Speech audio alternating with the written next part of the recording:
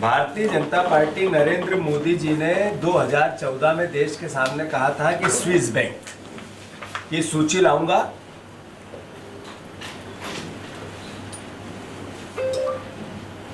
करोड़ों अरबों रुपए काला धन जिसमें रखा हुआ है और उस सूची के आधार पे काले धन को जिनका भी होगा उनको जेल की सलाखों के पीछे भेजूंगा और सबके खातों में 15-15 लाख डालूंगा।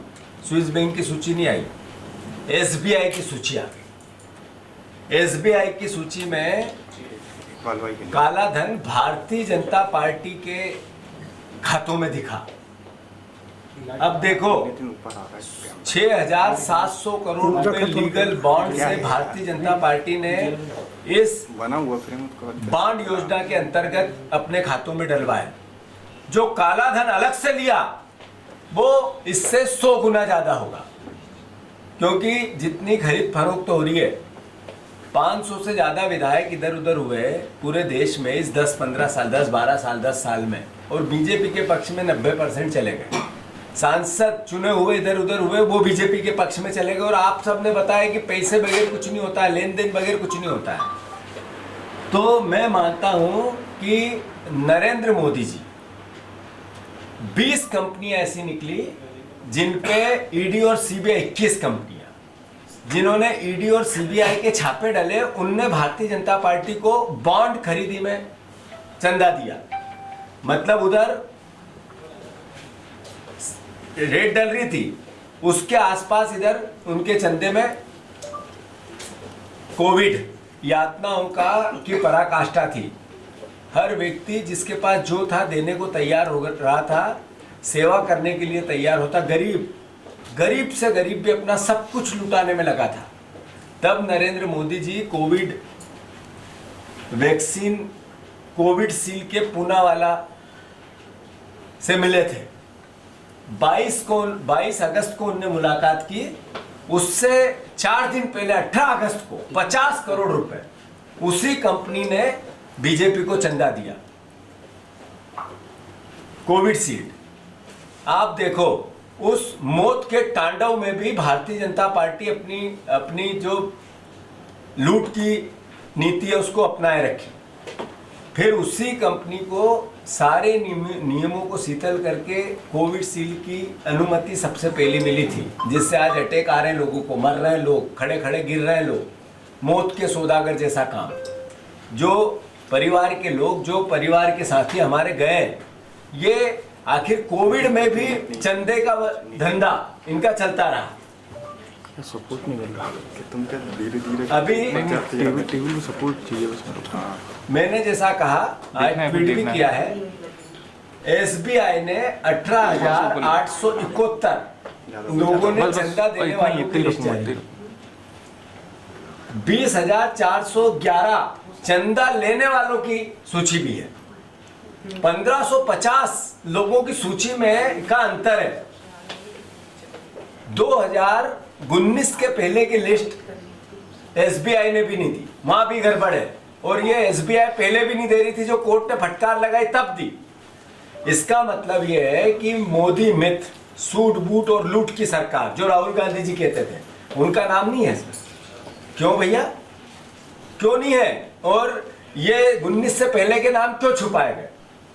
मैं बस इतना ही कहना चाहता हूं कि देशवासियों जानो, हम बदलाव के लिए, नया भारत बनाने के लिए, भ्रष्टाचार के खिलाफ महंगाई रहित देश बने, किसानों की आमदनी बने, हमारे बच्चों को रोजगार मिले, इसके लिए मोदी जी को हमने चुना था, भारतीय जनता पार्टी को चुना था। एक भी नारा नरेंद्र मोदी जी ने जो इतने 20 साल में दिया, 10 साल पहले दिया, पूरा हुआ हो तो मैं सोचता हूं कि आपका जो आपने मत दिया, देश ने भरोसा किया, वो वाजिब है।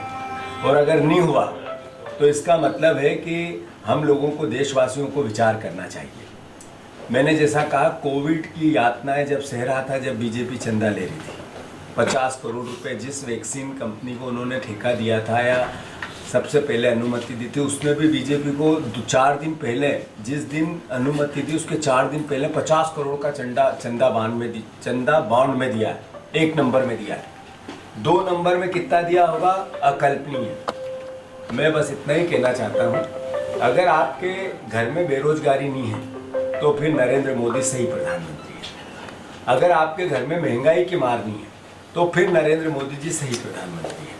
अगर आपके घर में किसी प्रकार का नशा कोई बच्चा या परिवार का साथी नहीं करता है तो फिर नरेंद्र मोदी जी सही प्रधानमंत्री है।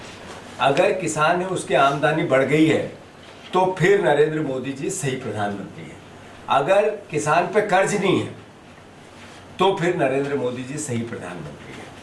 अगर आपने कोविड में अपने परिवार वालों को नहीं खोया या आप बीमार नहीं हुए, आपने आपको लुटवाया नहीं, आप हॉस्पिटल में पैसे दे के नहीं आए तो फिर नरेंद्र मोदी जी सही प्रधानमंत्री है।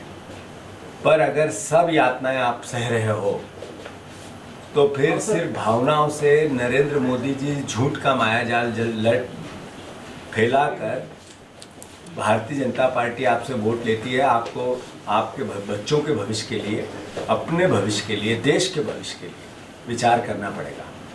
मैं मानता हूँ ये अभी वानगी आई है, इसके और खुलासे होंगे, पूरे देश में इसके आंदोलन भी होंगे।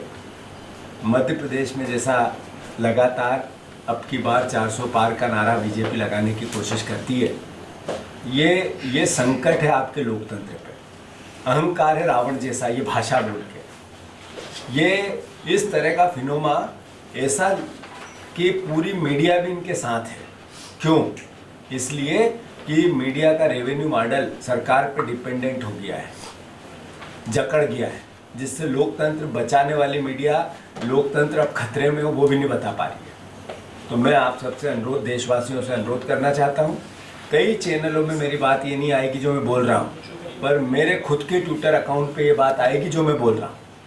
तो मैं फिर से एक बार देशवासियों से, प्रदेशवासियों से अनुरोध करता हूँ, काला धन लाने वाली बीजेपी ने, देश में हर व्यक्ति को 15-15 लाख देने वाले नरेंद्र मोदी ने काला धन पूरे देश से अपनी भारतीय जनता पार्टी में डलवाया है।